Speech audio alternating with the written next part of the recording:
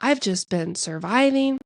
I thought in the moment I was doing okay, but looking back, I was like, whoa, that was really tough. I didn't realize Mm-hmm. how hard it was for me internally to figure out who I am.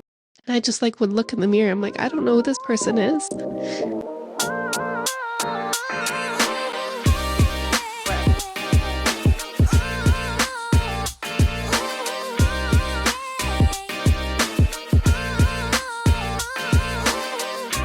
All right.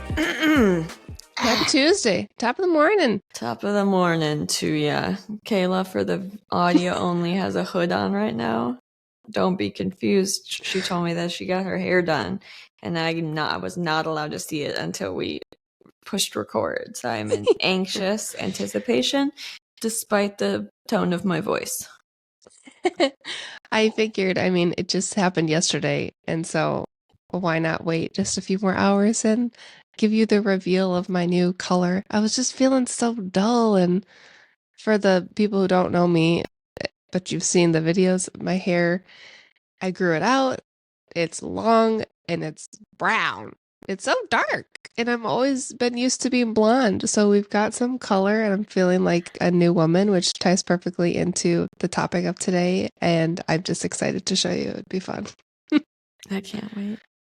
Can we not wait any longer, though? Would you want to? Okay. Yeah, sure. You ready? Oh, was I supposed to wait for? Did we have a larger intro? No, that's fine. She's like, wait. damn it, let me see it now. Okay, ready? Hey, turkeys, real quick, we want to tell you about our fun new free craft corner. Every quarter, in line with the equinox or solstice, we are going to send out new farts and crafts projects. You can find the link in the show notes. Just drop us your email. We promise not to spam you, but we'd love for you to join us. Now back to the show. I wish I could hear you, but I'm going to have to take my headphones off, so I'll just have to hear it in post. Okay. Oh, fart. She did it! Kayla! Oh my gosh, it looks so good. I can't believe you went short again. I'm back, baby. Oh my God. So great. Do you feel so much better? I feel so liberated and one step closer to finding myself again, which ties in perfectly to this episode. And oh my gosh. Yes, it's so great. I do love your short hair. I was really here for you in the growing it out, though. I know. I gave it a good year and a half. And I just couldn't do it anymore. Dude, good for you. Thanks. I'm so happy. It looks so cute. I like that it's, and just because it's a camera, did you change the color a lot? Well, I was really, really dark. So we did blonde highlights. Okay. It's not as blonde as I used to be because, you just can't go straight gusto to all blonde. I mean, I guess you could, but I didn't. So we're working our way, experimenting with the color, but at least there's some color to it. And it's short and shaved again. Dude, first of all, I love that haircut on you. I just feel like it's iconic, Kayla. Also, is it almost like a silvery tone? She did a really nice, whitish blonde. So like the cool tones. Yes, I really like it. Yeah, I like the underneath a little bit better. So maybe we just need to do a little more on top. But yeah, I'm so happy. So this is really why I was going to surprise you, because highlights is just one thing, but cutting off, I don't know, probably 6-8 inches. What is that? You think like 8? At least probably 8 inches off my face. And she let me do the first buzz on the side. And I just was like, it felt so good.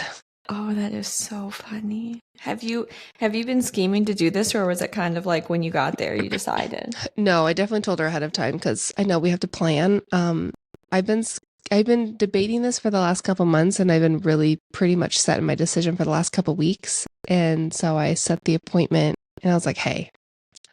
It's funny because my hairdresser also has shaved sides. And once I started growing my hair out, she started growing her sides out. Just happenstance. We've been on this hair growth journey for the last year and a half. And she was like, Kayla, that's crazy that you want to do that because I just had to shave my sides. I couldn't do it anymore. So we both made it a year and a half, and she was totally on board. So. Oh my gosh. Yeah. It looks so good. Thanks. I'm so glad you're excited. I was just excited for you to have some new color and a little pizzazz. I could have done that. But I was like, I don't feel like me. And again, this will tie into kind of what at least my perspective of today's topic is. And I just had to do it. I couldn't do it anymore. I love it so much. It's very iconic, Kayla, with a new twist. Thank you. Thank you. Oh, man. Oh, this is so fun. Did Kenny know you were going to do it? Nope. Nobody did. You're such a little turd. That's so fun. Oh, that's so funny. Was he so surprised? Mm-hmm. He was like, I don't think he like took it in at first. And he's like, oh my gosh, I love it. I knew he secretly loved this haircut better, even though he said, I like you however you are, and I like your current haircut. I know how he answers, and he likes this one better. And I didn't do it.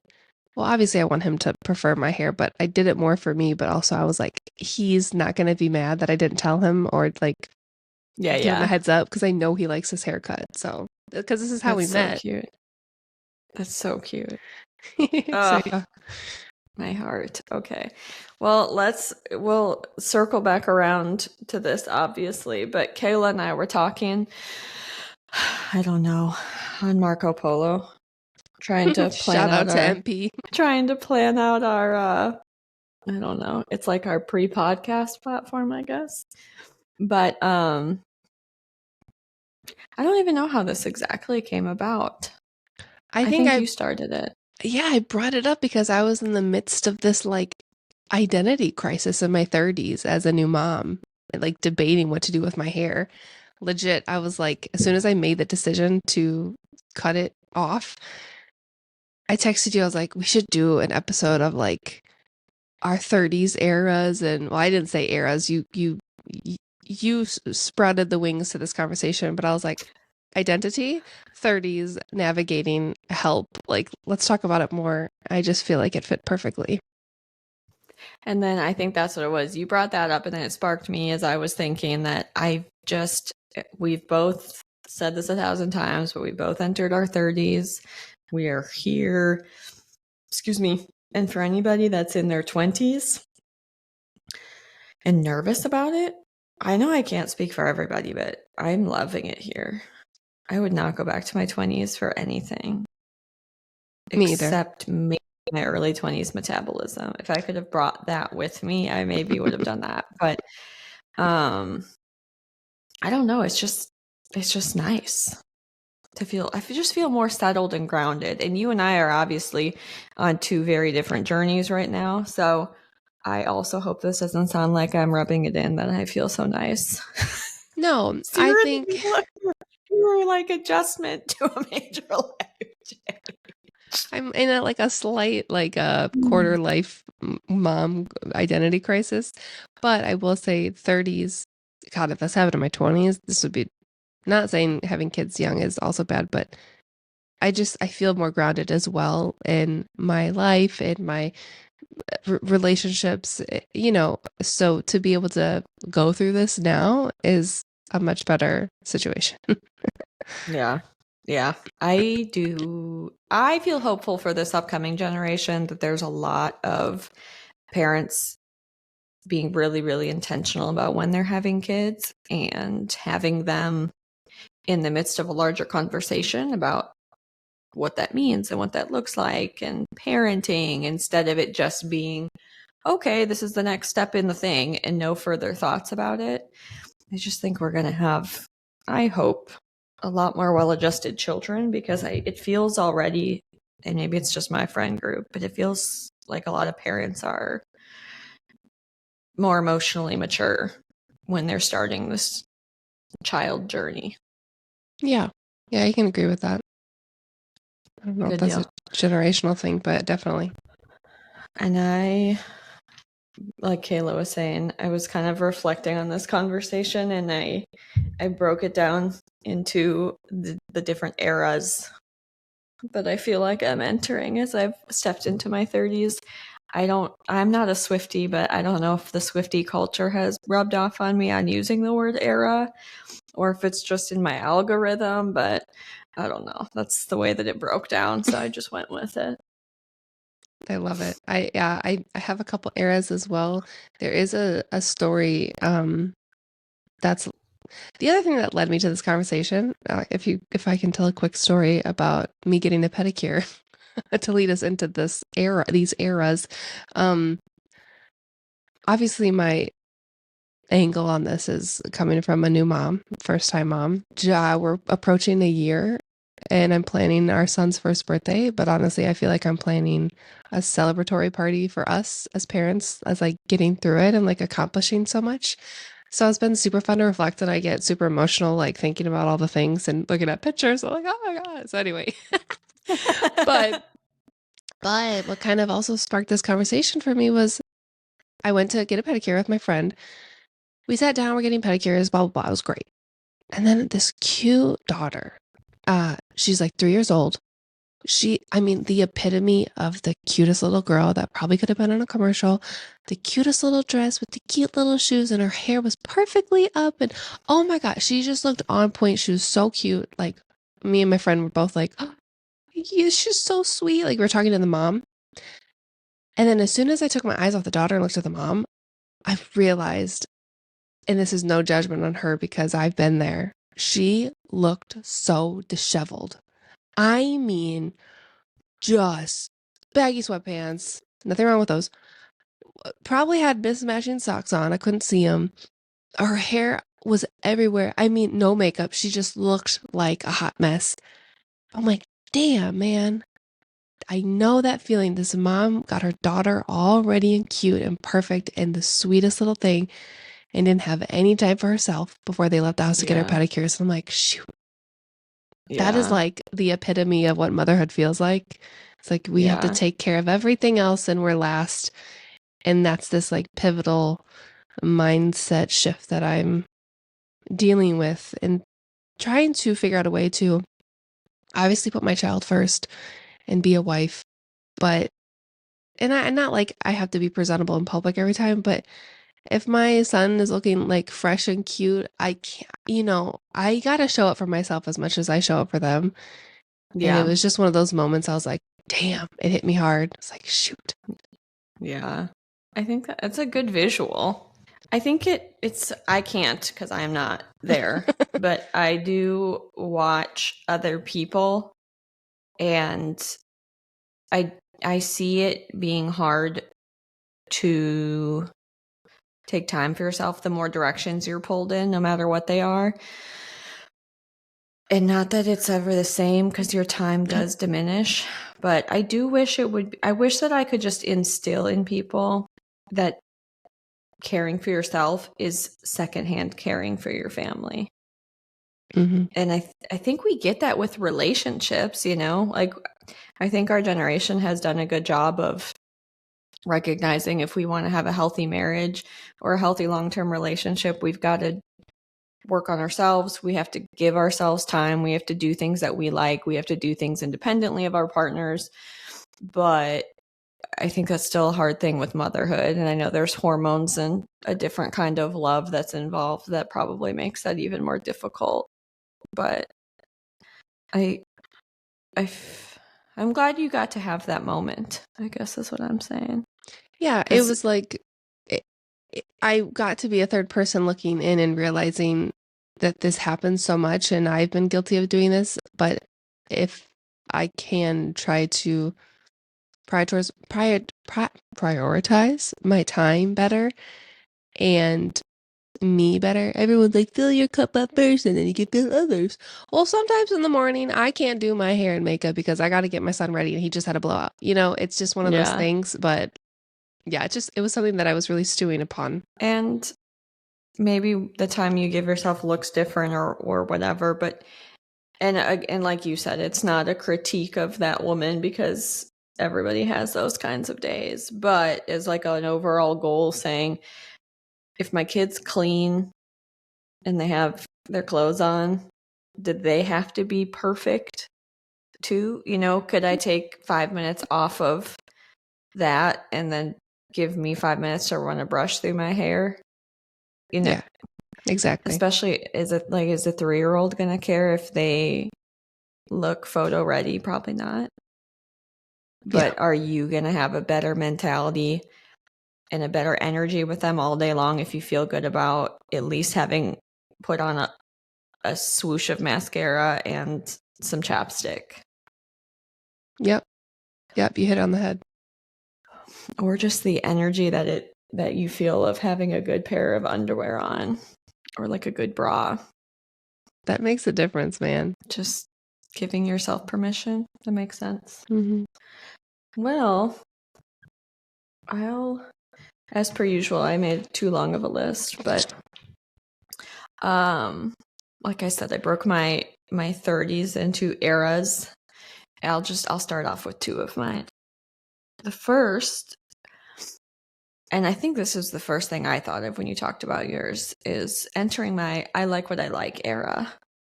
Because we've talked about this before. I think the core of our personality is something you're born with on some level.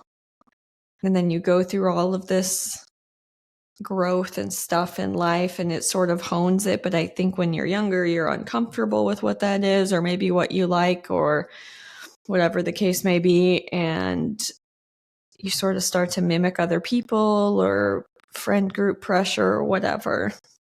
But I was looking back on it, and I'm almost 10 years, no, not 10 years. I'm like 6 or 7, 8 years into my career field. I'm in a job that I'm comfortable in, that I like, that's rewarding, and I don't dread going to work, which is a lovely feeling. I'm in a great relationship. I have a year of therapy under my belt. And I kind of feel like I'm rediscovering myself, which sounds really not ridiculous. It sounds cheesy. But the first thing I thought of was just that I like what I like. I don't have to question my personal taste against the opinions of others. I can wear whatever I want. I can do what I want. I can get the tattoos that I want. And I don't have to ask anybody's permission or apologize for that. I think the other thing that was a big realization for me is that I don't have to match. Like, I can love wearing all black and big hoops and Converse, and then the next day I can wear a bright orange floral sundress. Like, it doesn't have to be cohesive. I can like how my slutty perfume smells, and then the next day I can decide that I want to smell like a hippie and cover myself in patchouli. Like, I don't have to pick a lane. Yeah, you don't have to lie that you do. You don't have to stick in a box, like one particular box. You can explore all your avenues of your personality. I love that. Exactly. And then that led me to another category, which is the kiss my ass era. In which I am not apologizing for who I am or what I like or the people that I love, and I'm not faking myself or softening my edges just to try to not offend the sensibilities of other people around me, and just kind of getting like piss or get off the pot. Like, be here or don't, this is what it is. I'm not making accommodations. If people want to be in my life, then they'll be supportive of who I am, or they can not hang around. But I'm not going to like wait around for them to decide or try to convince people that it's a good idea. And I was reflecting. This kind of started in me the other day when I was thinking about expanding my arm tattoo. I was like, man, I've always thought that having a tattoo sleeve was so cool. And I never in my wildest dreams when I was young thought that I would do that. I don't know if I thought I wasn't allowed or it wasn't appropriate. I don't know. But I just had this aha moment where I was sitting around and I'm like, well, if I want to get a fucking tattoo sleeve, I can just go get one. Like, what am I doing? And then I don't know. It was just a whole thing. I don't know why it seemed so crazy to me. And then, I was talking to Jason about it and he's like, I don't care. And it's not that I expected him to have an opinion about it, but I've just been so used to seeing that modeled when I was a kid, about one parent having big opinions about how the other one looked or dressed or their preferences or whatever, and trying to corral that into their idea. And, I was like, oh yeah, I'm in a healthy relationship. Like, And then, that whole idea of I don't seem like somebody that would have a sleeve. I was like, to what does seem to who? I don't know. Like, I can seem however I want to seem to myself. It was a really interesting moment of just being like, oh, I'm an adult. I can make choices. That's So here we great. are.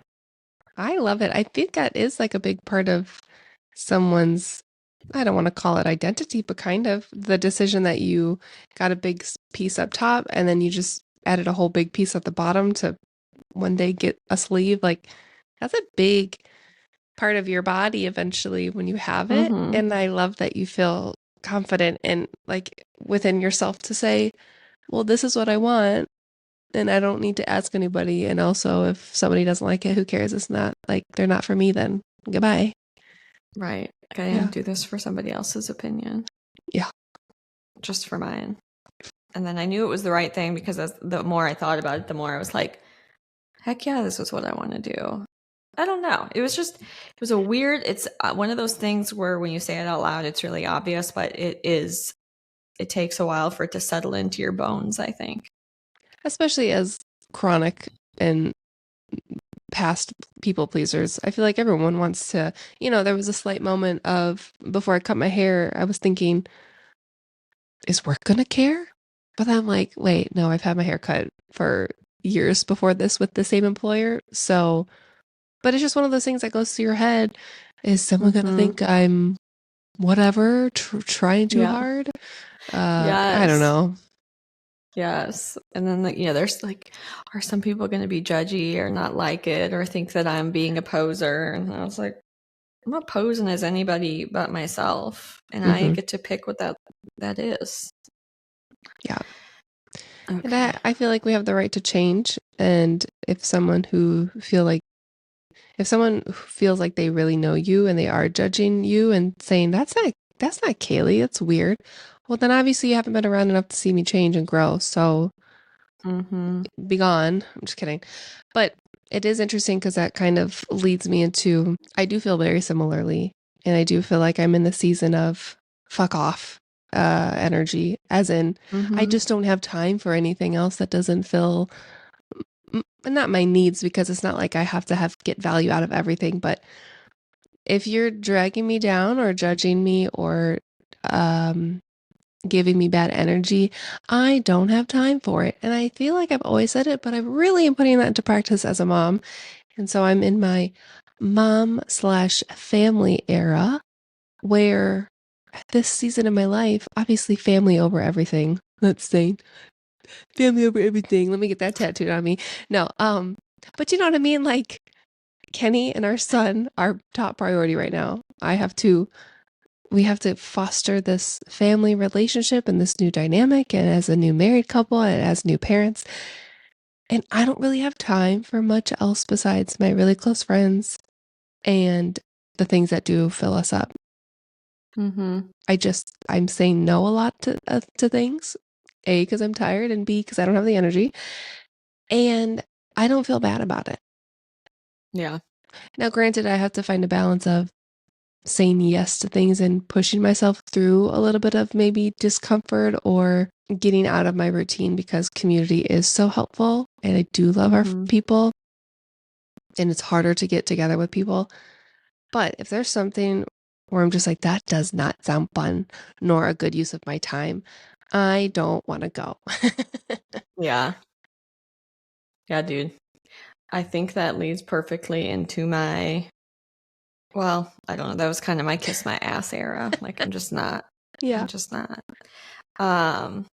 But then in stark contrast to that, I said I'm also entering my learning to apologize era, which is being comfortable with the vulnerability it takes to say that I'm sorry and talk about what I did wrong.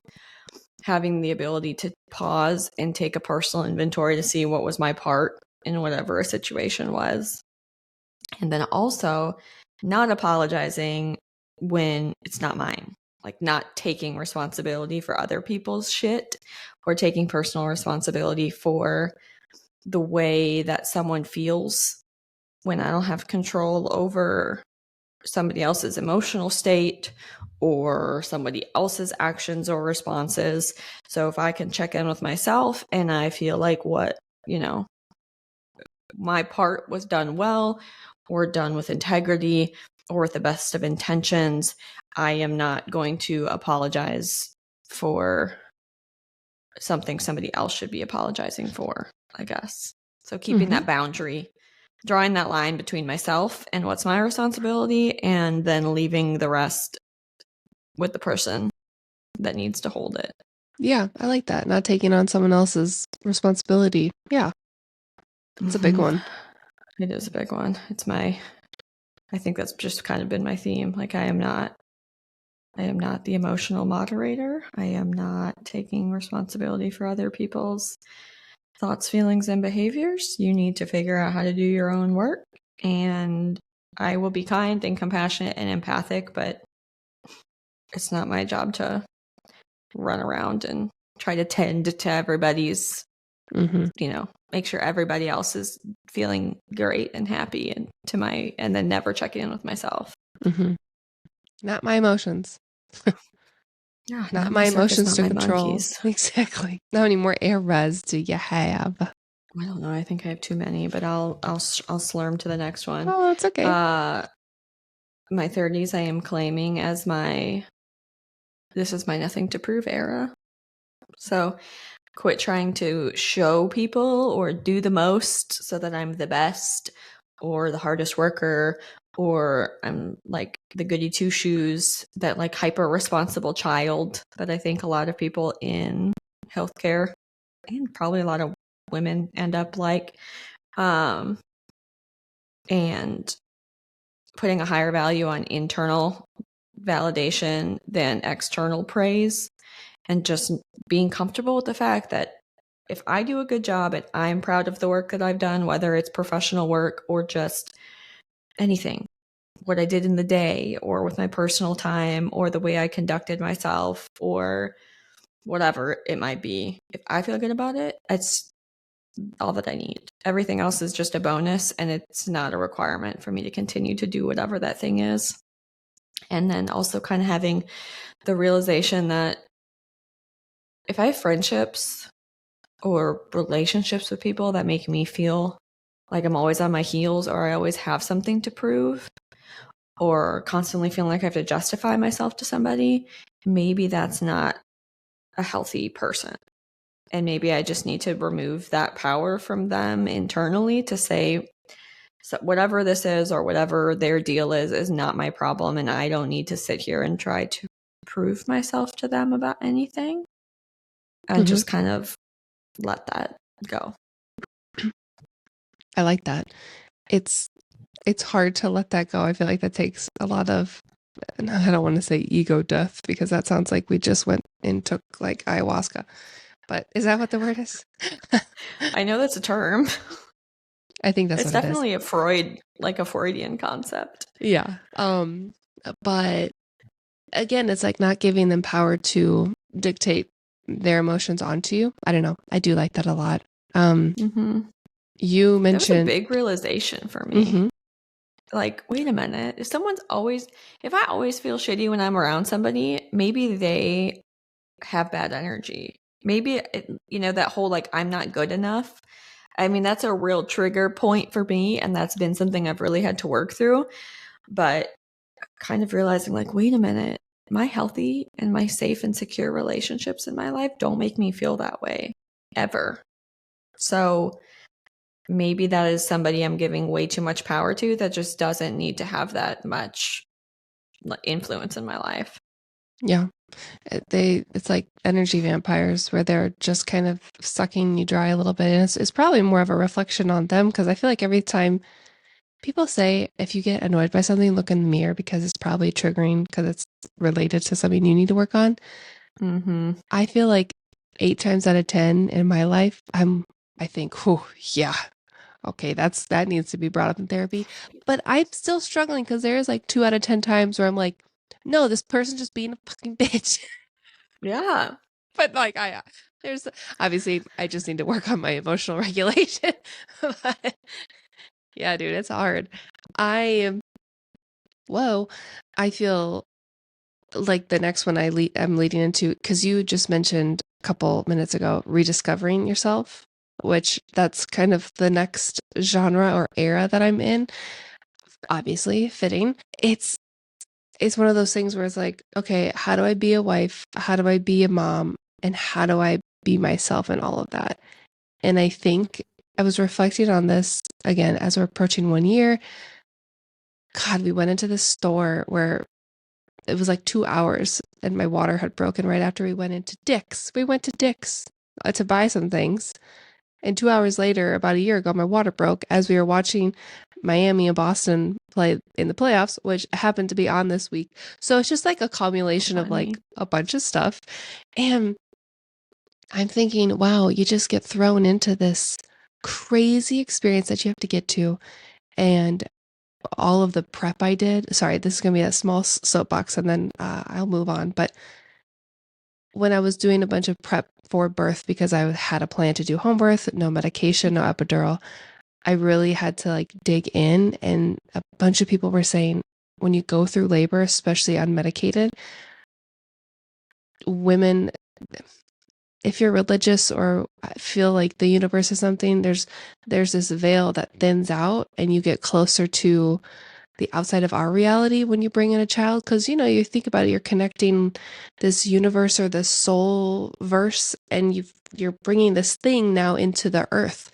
And you go so deep inside yourself and out, like almost out of your own body to get through labor and birth the child, that I feel as though the first 6 months of having given birth, I was so far inside myself, I lost myself.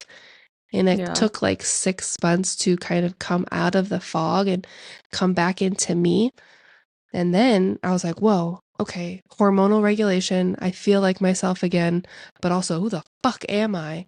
I've just been surviving. I thought in the moment I was doing okay, but looking back, I was like, whoa, that was really tough. You know, I didn't realize Mm-hmm. how hard it was for me internally to figure out who I am. We got pregnant right after we got married, trying to navigate the first year of being a wife while being pregnant, and then having a child that changes your complete view of life and the world. It's just like, holy shit. Okay. Everything was new. And when I looked in the mirror with my hair, one more small tangent, because this is my whole identity crisis wrapped up into one little monologue here. I wanted to become softer as a person so I could be a nurturing mother. And I feel as Mm-hmm. though I've been reflecting because I've had maybe insecurities or like a fear that I wasn't going to be a good mother. Mm-hmm. And so I was like, well, my hair is too much. I'm too much. I'm too sharp. I'm not, kind enough. I can be a bitch. I need to like soften my edges and grow my hair out and become more of a, like what you would normally think of as a mom. Mm-hmm. And I just like would look in the mirror. I'm like, I don't know who this person is.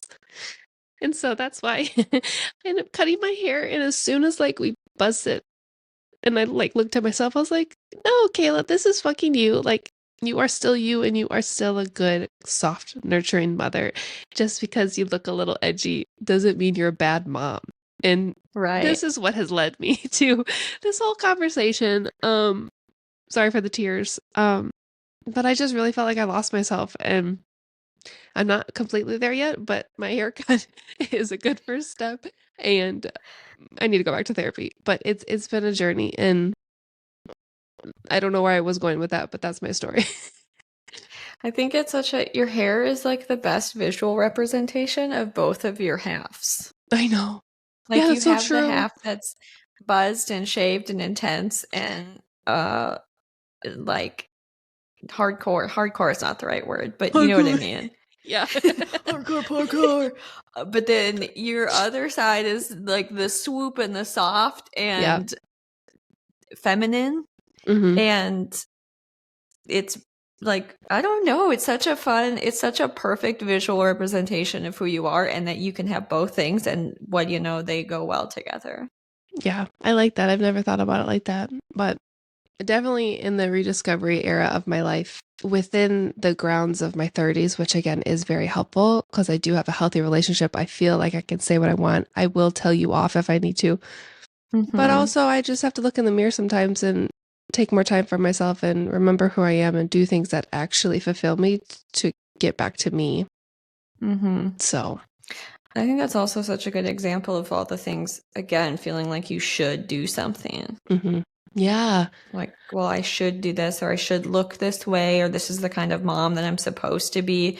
And then realizing, like, you guys brought your kid into the world with good intentions, and you have the best intentions, and you don't have to make your version of being a mom look like anybody else's. Yeah.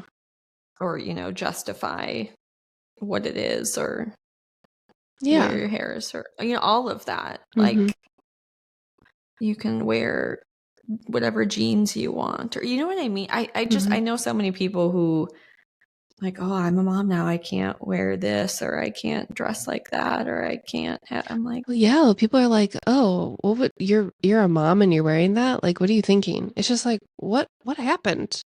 What happened between just then and now? I'm still me. Like, yeah, set a good example, right. but sometimes if you want to wear whatever, it's just one of those weird societal things. And I get if you are, you have like a kid in high school, maybe you don't want to be tits out at high school. Yeah, you don't want to be that mom that everyone talks about. With all the horny boys, but it doesn't mean you have to remove anything sexual, or it doesn't make you a bad mom to feel good about yourself. Mm-hmm. It's not indulgent. It's not overindulgent. Yep. And I would argue it's good for your kids to see you take care of yourself. Yes. 1,000% yes. I love this. I'm so happy you shared. I don't know, yours, they're all different, but I feel like the themes have all tied in. The expression might have been different, but I still feel like, I don't know, we're having the same discoveries, and it feels good. Just what you said earlier about your time being precious, I think I'm definitely in a saying no era. Yes. Where it's a complete sentence. I don't have to. Just and there are social obligations that you go to that you maybe don't want to, because at the end of the day, you want to be supportive to people. Mm-hmm. And you care about this. You care about people. Like, you do things sometimes that you don't want to do for friends or for family, but work obligations that aren't paid, nah. Like, taking on extra projects that might stress me out, I don't think so. Mm-hmm. I'm just not. I'm not. I don't. That's fine. No. No. Oh, this has been a big one for me. The I'm allowed to call myself an artist era. Oh, I love that. Because for so long, it's just something I've always loved art. I've loved creative expression. But again, it was that whole idea of, what does an artist look like? Do you have to be doing it professionally?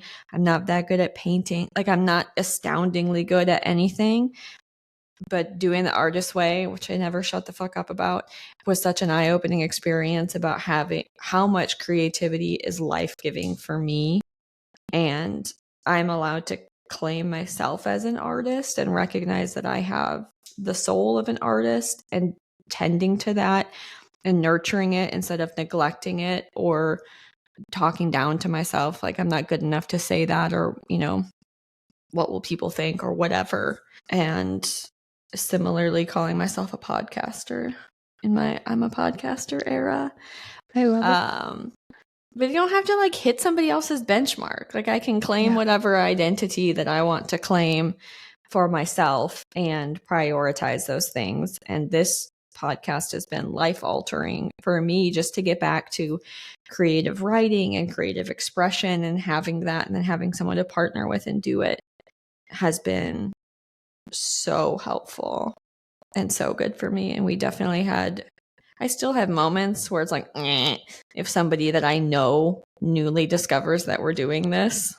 You have a podcast? Just that. Oh, yeah, we do. Yep. Yes. I get awkward too. that urge to, like, talk it down or not be, just, oh, it's not a big deal, or like, I don't even know, just trying to make myself stand up straight. I'm so fine around people I don't know or care about at all, but it's the people that are close to you. And, you know, every once in a while you'll have a bad experience where somebody that should be supportive isn't.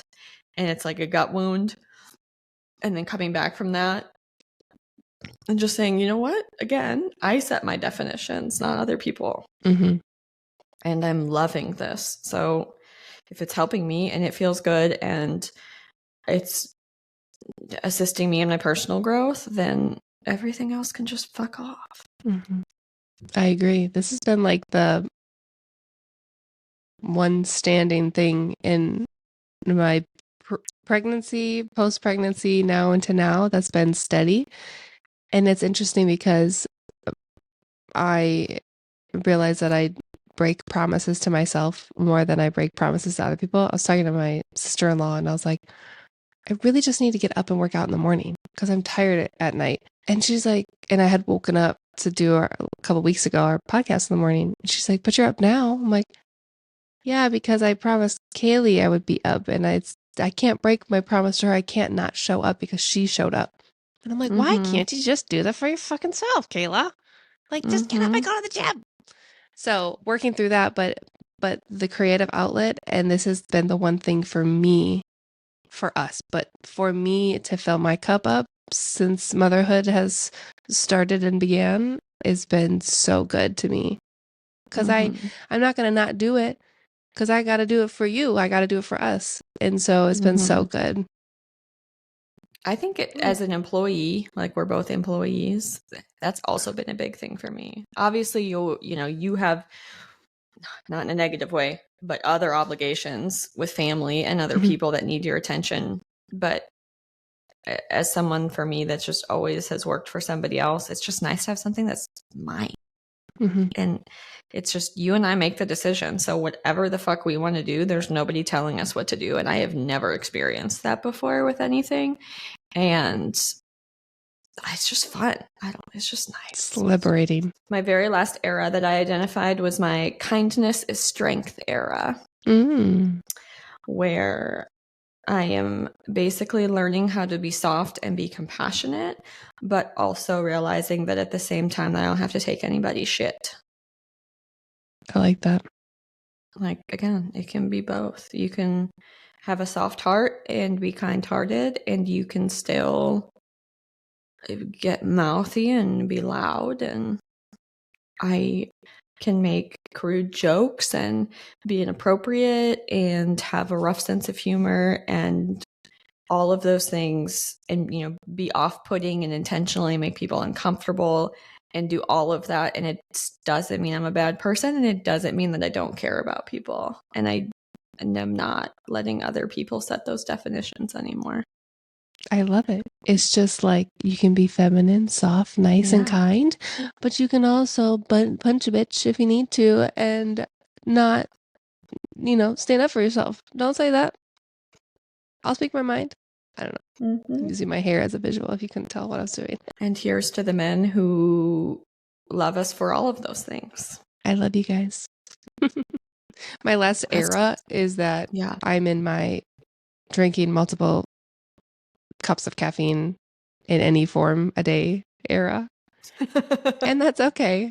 We'll get through it. We're on the brink of a sleep turnover, hopefully. And I'm a working full-time employee and mom and wife, and I'll just drink. I just one cup of coffee and maybe one energy drink. Yeah, we're good. I think just the realization that there are eras in life is a big deal, especially for you with motherhood, because like for me, just watching different people with different aged kids, watching them move through, and there's like a new struggle that comes with every season, but it's not always the same. And our friend Allie that had a kid recently, not the Allie, but she was saying that the days sometimes feel really, really long, but the time feels short. And I thought that was such a good analogy from a new mom, to just like sometimes she just feels like she's slugging and like trudging it out. with work and sleep and all of that. She's like, but then I look back and it's like, man, we're doing the damn thing and we're doing pretty good. Mm-hmm. And I blinked and my child went from 6 pounds, 7 ounces to 32 pounds. What's happening? It's so weird. He's so big. He's about to start walking. I'm just in awe. It's the weirdest thing. Time is an illusion, and I don't know how to wrap my head around it.